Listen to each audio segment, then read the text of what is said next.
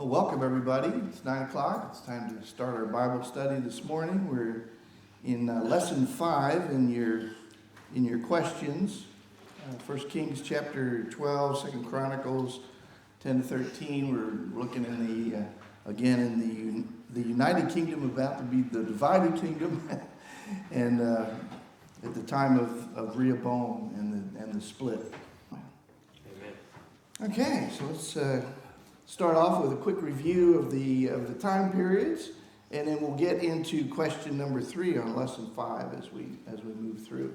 So, before the flood, the scattering of the people, the patriarchs, the Exodus, wandering in the wilderness, invasion and conquest, the judges, the United Kingdom, the divided kingdom, Judah alone, the captivity, return from captivity, the years of silence, the life of Christ, the early church, and the letters to the Christians. And so here we are again as a way of reminder on the important applications that we're looking for from lesson 5 as we go through. Again, the idea that God wants leaders who lead in order to serve, not those who lead selfishly. Our obedience comes from the heart, and we must prepare our hearts to seek God. And then we want to keep in mind that let God lead us. Trust in Him. Don't trust in ourselves. And we'll see some applications of that as we go through the lessons, certainly in this period of time. So question 3. We've been talking about Rehoboam and his foolishness. And it was apparent that from question 3 here that Rehoboam did not have the wisdom of his father. So we looked at there was advice, 2 sources of advice that Rehoboam went to try to make his final decision as to how he's going to respond to his people in their simple requests. Lighten the load on us, and if you do, then we will serve you. So he went to 2 sources, and those 2 sources, Shirley, you had your hand up. Who were the 2 sources he went to? The elders. Okay, elders who advised his father, and who else? His buddies. Yeah, people just like him that grew up with him. That sounds like it has some problems right to begin with. When you go to like-minded people for advice, it doesn't tend to work out too well. So you have these 2 groups, as Shirley was talking about, and of course the counseling was from the elders. Go ahead and listen to these requests that are being made to you, and they will serve you well. Whereas on the other side, no, you thought your father was hard. Be even more so. I love the whips and the scorpions illustration that they use in here. They're trying to think of the worst thing. So, what decision did Rehoboam make? Which group did he decide to go to? Which one?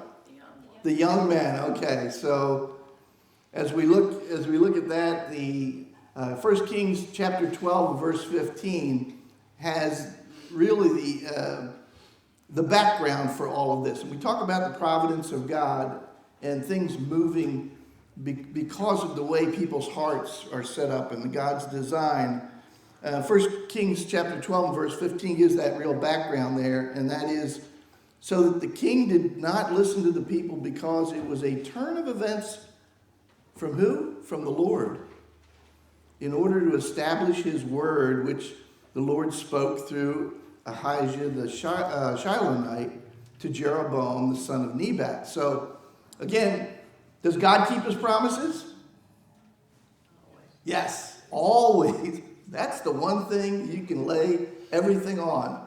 His promises are good. And so what happens when he's got a promise over here that he's got to keep, and circumstances over here which are not favorable to, can he use bad people?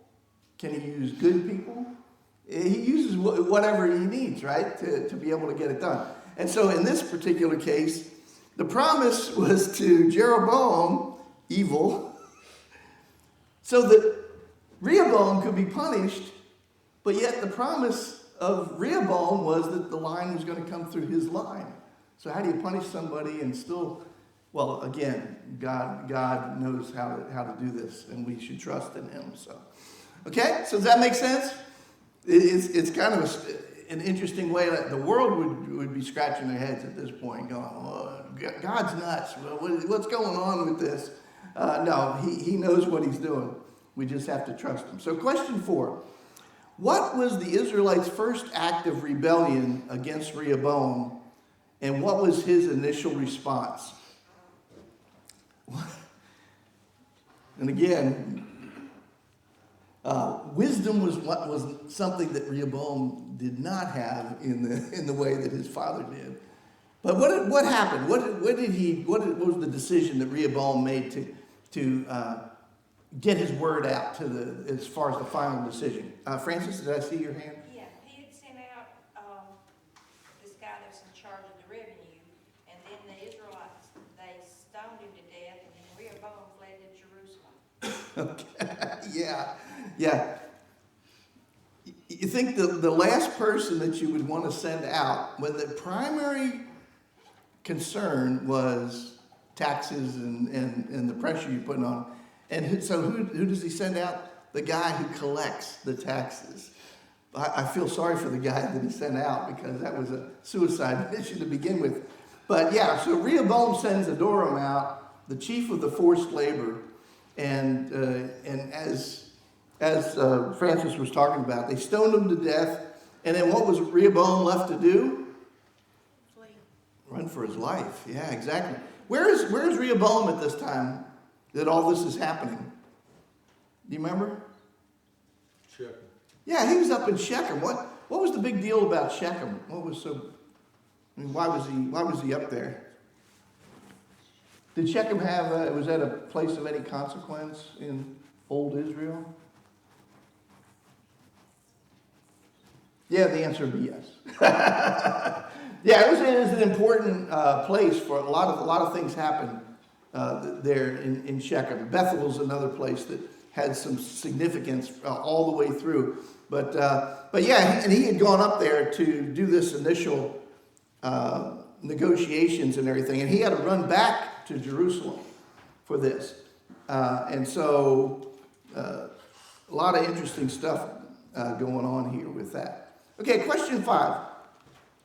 Who was involved in the second act of rebellion by the children of Israel? And what was Rehoboam's plan to stop it? And third, why didn't he follow through on his plan? So the second act of rebellion against Rehoboam. The first one was messenger goes out, messenger dies. Rehoboam runs back to his palace. So he's back at home again. So who shows up again at this period of time? I think I heard it in here. Jeroboam. Where's he been? Egypt. He's been, of course, Egypt. They always run to Egypt. And so, he was down visiting Shishak, the king of Egypt down there, getting support from him during all of this. And so now he comes back, and all of Israel heard that he had returned, and so they made him king over Israel. And I've got a map that's coming up that we'll talk about Israel and Judah for just a second to remind everybody what we're talking about. But when we talk about Israel, we're going to be talking about tribes that have land promise, that are part of the land promise. Levites are not included in that, okay? Remember, they didn't have any land except for what was around their refuge cities. There's 6 refuge cities. And so when we look at the map on looking at those territories, keep that in mind. And we use the term Judah or Judah alone a lot as a kind of a shortcut way of describing the other kingdom of the 2 kingdoms that were there. So what did Rehoboam do? He's back at home, the tribes to the north are clearly in rebellion against the king. So what was his plan? He's gonna go win it back. Going to go take it back by force. Yeah. And how big an army did he raise to go up there? 180,000. What was that? 180. 180,000. Yeah, a lot. And what tribes did they come from? Judah and what? And Benjamin. Okay, so again, when we talk about the kingdom of Judah, Benjamin has a tie-in with that, especially in the land part of it. Okay, so up they go, and then, so did they have a big battle? Did they have a big war there? What happened? Who intervened at this particular case? God did, right? He sends a prophet. God sends a prophet. Okay. And the prophet was Shemaiah. That we're going to see him on the chart. He shows up in a little while. And basically, what did he tell him? What were God's instructions through Shemaiah to Rehoboam? What's his plan? I see a smile over here. So get the new mom. Don't go into battle. Yeah, don't go.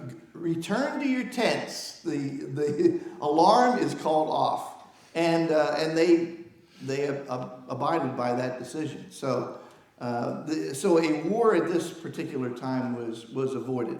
So let's take a real quick look at how things are set up as we initially get into the divided kingdom. If you notice all of the up at in the northern part, the northern kingdom, which they chose to call Israel. All right, so the whole United Kingdom had been Israel, and now the northern kingdom is being called Israel, and it consisted of the 10 tribes that had received land promises up in the northern section above the dark line there, and that includes, the reason it comes out to 10 is because it includes Manasseh, the 2 half tribes get counted. They get counted as 2 tribes. Okay, so and then that leaves then the southern kingdom for an interesting group of people. You have Judah, which was the largest tribe to begin with, anyway, as far as numbers at this time. But you also have Benjamin, and if you look and at the dark line over there on the map, and the part that kind of goes up like this and around as it goes to the Jordan, that is the home of the tribe of Benjamin in there. So that's actually included in the land part of the kingdom of Judah. And so this idea of Judah alone, basically, think of it as everybody who was faithful to the Davidic line. Everybody knew that the Messiah and everything was supposed to come through the line of David. Okay? And remember what the 10 tribes told Rehoboam? Well, what do we have to do with the line of David? All right? And they're rejecting that. But there were people within every tribe of those 10 tribes that went away who were faithful to God. So what did they do? What did those people do? Where could they go? Where did they go? They moved to Judah. They moved to Judah, packed it up, and sent it down there. And how about the Levites? What was the job of the Levites at this time? In temple service. Temple service. Well, where's the temple? In Judah. Yeah. Now remember, they had a job to do. They had actually places to live within their refuge cities, didn't they? And those refuge cities were spread out all through Israel, including the top parts and over on the east side and everything. So, but they had nothing left to do in those areas. So again, the Levites now, there was this mass migration of people that were faithful to the Davidic line as well from every tribe, as well as the tribe of Levi, basically coming down. And now they have temple service to do. That's their job, and the only place that gets done is down there. which leads to some interesting things as Jeroboam's going to set up the northern kingdom. Okay, so that makes sense? Think of the southern kingdom of Judah as the landmass of Judah and Benjamin. And remember, Simeon has always been incorporated into the tribe of Judah because of the bad things that they did. They kind of lost their land. But everybody that was faithful to the Davidic line ends up down in Judah, which causes a demographic change as far as the numbers of people. It goes up and up and up, and Israel gets smaller and smaller, and Judah gets... But at this time, Israel, who has the most people in it? The northern kingdom or the southern kingdom? Yeah, the northern kingdom does, and there's some significant advantages geographically and everything. So starting off, Israel looks like it's doing pretty good. So what was one of the first things, question 6, that Jeroboam did as a king of the northern 10 tribes to ensure that the people wouldn't change their mind and want to go back to Jerusalem? What was the problem, the big problem that the north had in this particular case? Need to go to Judah several times every year Right, for what? for the feasts and to offer sacrifice. Yeah, so all the worship is down south in the enemy's territory, or if the enemy for them, right? And so, yeah, so if people continually have to go down to Judah to worship, what does Jeroboam think will eventually happen if that continues over a long period of time? Yeah, they start all... I mean, you think about it, it's just the draw of home and different things and stuff will it cause a lot of fear in Jeroboam's mind, and it does. And so as a result, he does a couple of things. And what's the first big thing that he does to try to nip this in the bud? And it has to do with worship. He built altars. He built idols. Okay, they built altars. Yeah, for what? What were the famous idols that he built? Golden calf. Okay, right back to the golden calves again. You see any similarities here as time goes on? There's something about the calves in the Baal worship and everything that continued to be attractive. What made the Baal worship and the worship of the Asherim so popular with people? Was it because they had the best music at their worship services, or what was the main thrust of the worship in those for those two deities? Sam? Is that just who everyone else around them worships? What's that? Is that just who everyone around them worships? Yes, this was popular with the Canaanites, yes. But why? Well, you didn't have any 10 Commandments of Baal, and so Right. in their minds there's freedom, and but of course that freedom was just sin and immorality. So a lot of sexual immorality was connected to it. Sexual immorality, yeah. These were fertility gods. And a big part of their worship was prostitution. Both male and female prostitution for Baal and for the Asherim. And so that is very popular. It's popular today. It was popular back then. It's always been popular. And so this was a big draw on there. And that's why they keep going back to these things. They're popular. Todd? And that's certainly where this is going to lead. But notice that this first step is still worship to Jehovah. So they're setting up golden calves, but they're worshiping God.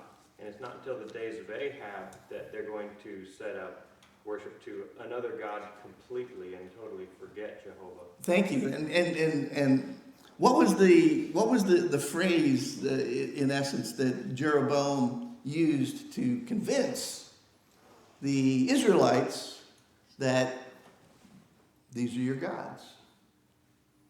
says just like, what was it, what's in Jerusalem? Is that what you were saying? Well, not only just the different celebrations mimicked what was going on in Jerusalem, although it wasn't in the exact same time frames.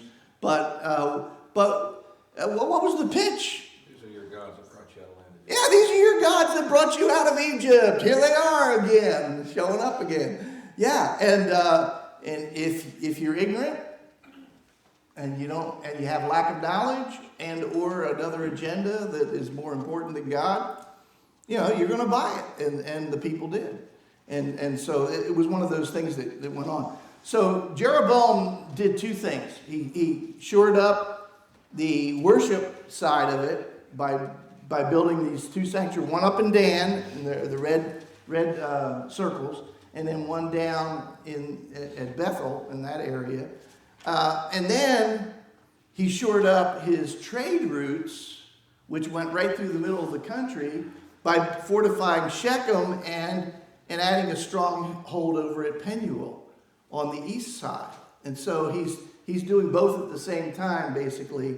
And again, putting all of his eggs in the worldly basket of worldly wisdom, power, raw power, economics, money, sex, all of these things that would be very popular to try to build up that. The last thing on the list was worship to God.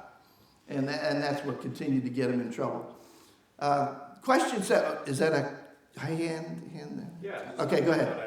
I like the text in 2 Chronicles 11 where it talks about those who came from the north to the south. Mm-hmm. Yeah, go ahead and read that. It says... What verse? It's 2 Chronicles 11, verse 16. Okay, got it. Those from all the tribes of Israel who set their hearts on seeking the Lord God of Israel followed them to Jerusalem to sacrifice to the Lord God of their fathers. They strengthened the kingdom of Judah and supported Rehoboam, the son of Solomon, for 3 years.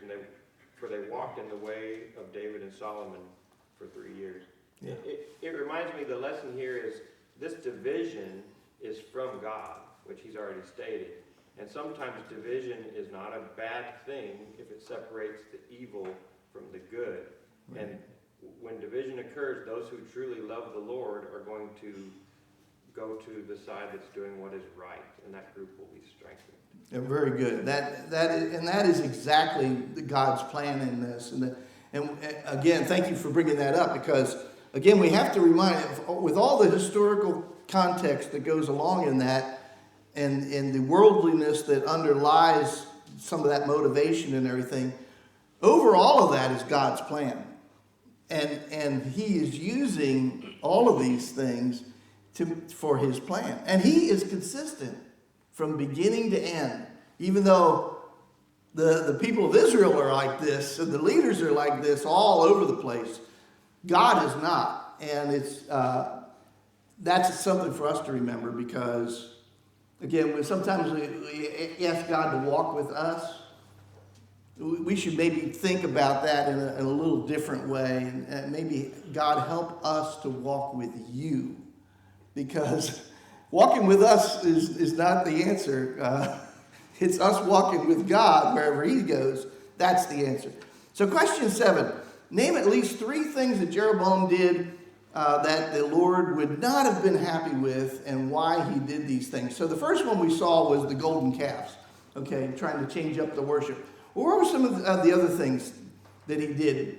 And again, not new, but very popular. Shirley? Well, he set up priests from different houses other than the Levites.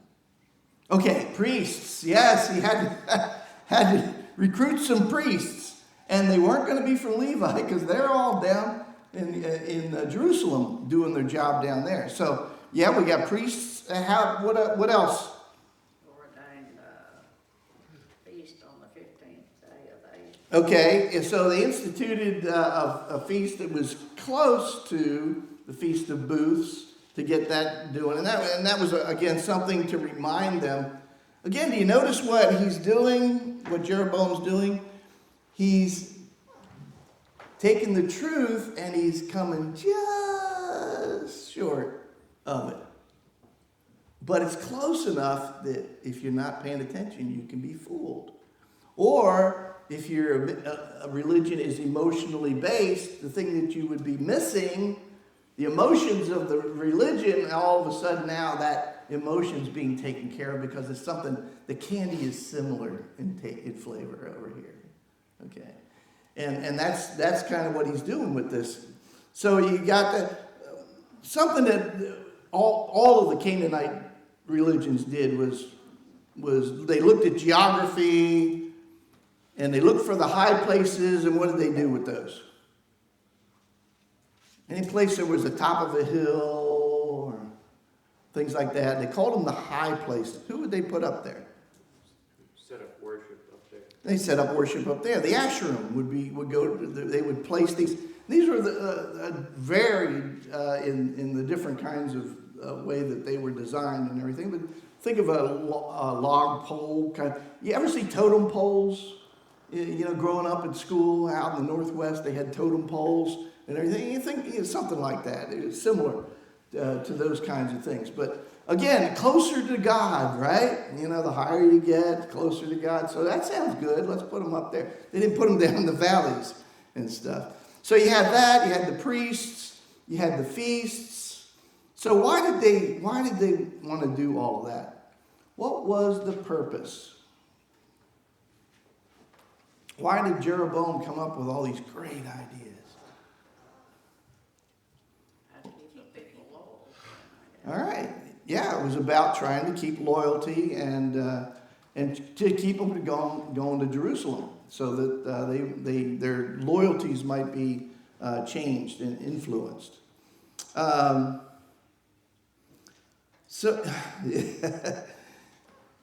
Similar to, you ever had somebody say, "Ooh, don't go over there." You ever tried to have a Bible study with somebody, and maybe a relative or somebody else would say, "Oh man, you don't want to, don't go talk to those folks. You know, that's a cult, or that's and they'll try to influence somebody by scaring them into staying away from where the truth may be, and trying to limit what it is that they're actually. And that's kind of what Jeroboam is doing in this particular case. Okay, question 8. What significant event happened in the 5th year of Rehoboam's reign that could have ended much worse than it did, but they humbled themselves, and so they were able to get out of this. And we're talking about in 2 Chronicles 12, verses 1 through 9 there. I was going to read it, but we won't read it right now. We'll just go through what happened. What happened? Egypt went up against them. Yeah, now remember Todd talked about Rehoboam, the first 3 years that Rehoboam was in there. He did a lot of things. He built up, fortified the southern and the eastern borders of Judah. Not the north, which was interesting. He was getting ready to go to war with them, but he trusts them a little bit more. And so he's been spending his money and time in these worldly endeavors of trying to, while there's peace, of building up and fortifying these cities. And in 2 Chronicles, in the 5th year now, all of a sudden, from down south comes who? The Egyptians. And the guy that Jeroboam had been visiting down there, right? Shishak. And he comes up, known also to history as Pharaoh Sheshong I. Okay? But it's Shishak, popular name amongst the kings of Egypt. And so what happened was, everything that Rehoboam did and all the time that he spent fortifying the cities and everything along the southern and eastern borders and everything, Shishak came in and wiped it all out. So sometimes, isn't it interesting how we can spend our time on things we think are going to be worthwhile in our time, and it turns out it was just chaff in the wind. That's the worldly endeavors that Rehoboam spent his money and time on didn't last very long. And so up he came out of the south, and the black lines on there shows all the different things he did. Took out all those cities that Rehoboam had fortified on the southern part. Then he went up into Jerusalem. And that's where the Bible story ends for us, is with what's going on in Jerusalem. And we're going to talk about that. But he actually went farther up than that and into Israel and around before, and caused a lot of trouble before he went home. So this is what I thought was interesting. In 1 Kings 14, verse 25, now it happened in the 5th year of King Rehoboam that Shishak, the king of Egypt, came up against Jerusalem. He took away the treasures of the house of the Lord. Remember all that gold? Golden shields and all those things? He took the treasures of the Lord from the king's house, from the temple. He took everything.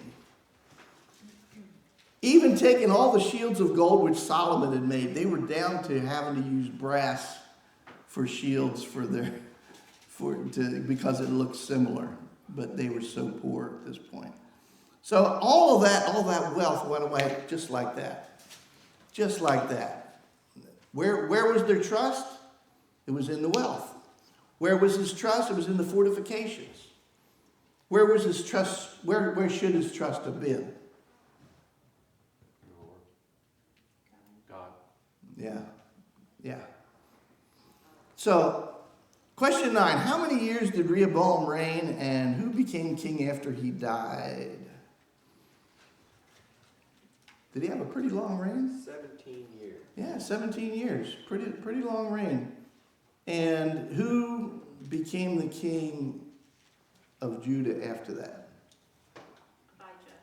Abijah. Abijah did. Okay. Was Abijah the oldest of the sons? No, he wasn't. But he was the one that got selected in there. Still of the Davidic line as it goes in. So I'm going to put up this chart here for a second. Just as a way of reminder, we're going to see this a number of times.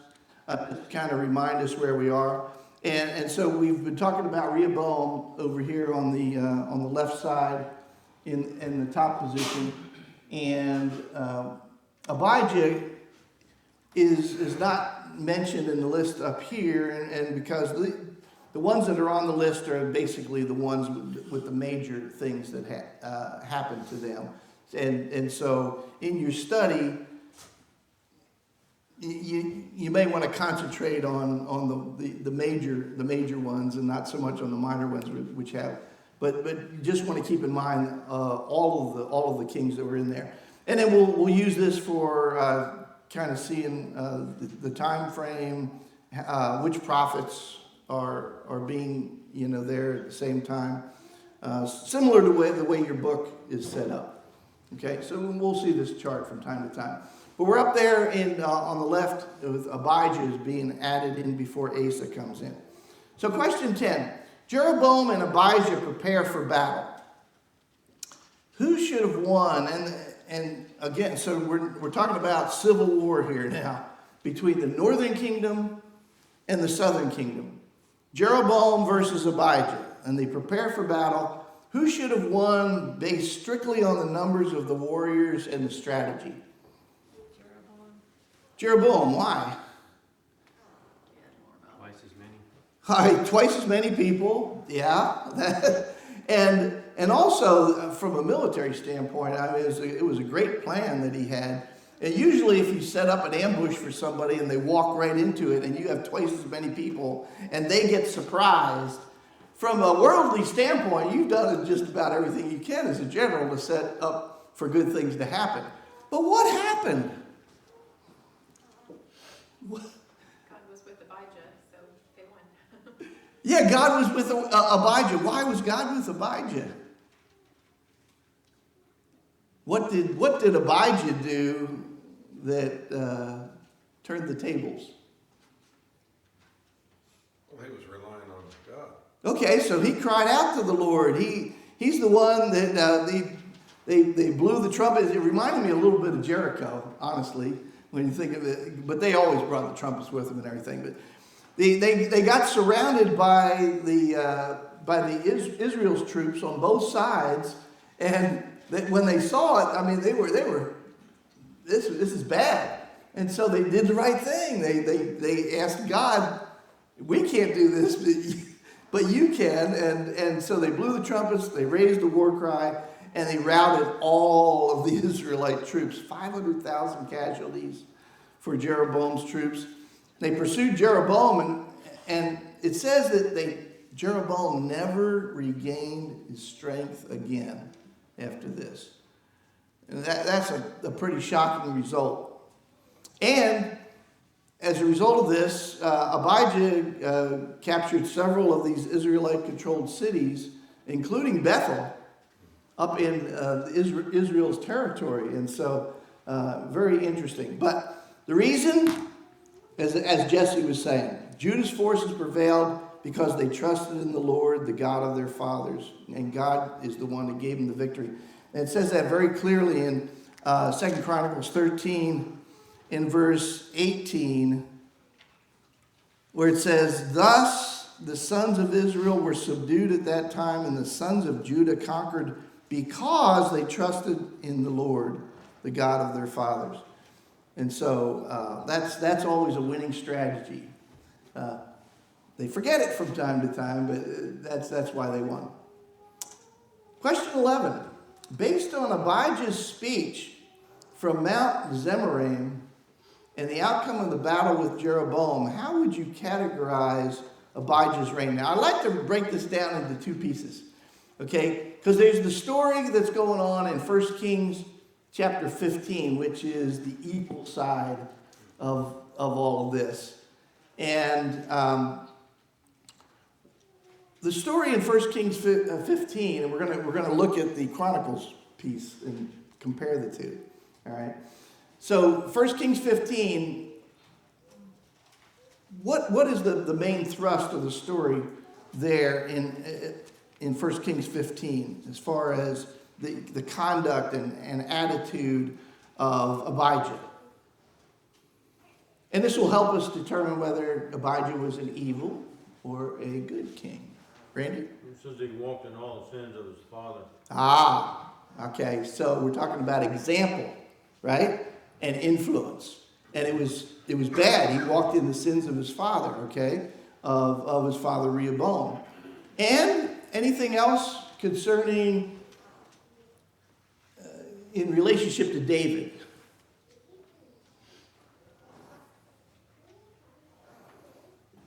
He didn't serve God wholly with his whole heart. Okay. Like David had. Yes. Yeah. And so we're talking about attitude that's here.